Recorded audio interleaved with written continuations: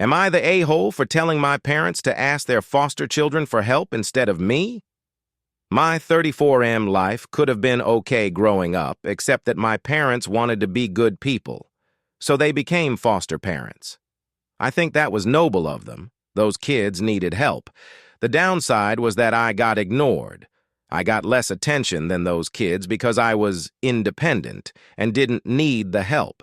Gifts from my grandparents became gifts for the family. My grandparents put a stop to that by not buying me gifts but taking me out for instead. I got to go see movies and taken out for meals and weekend trips with my grandparents.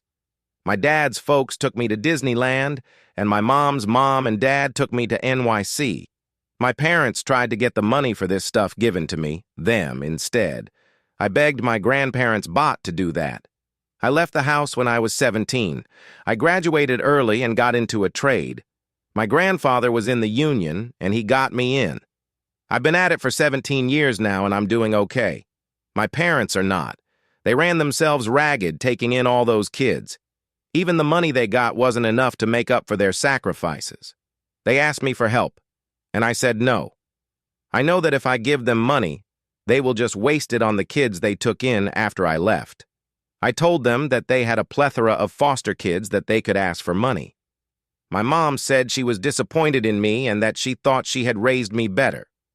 I said I raised myself from about 8 years old onward. My grandparents are tapped out too. My parents already owe them so much money. My wife says she understands how I feel but thinks I'm being mean. My mom thinks I am holding a grudge from childhood. I refuse to speak with my father, but I assume he is still giving my old things to the new kids.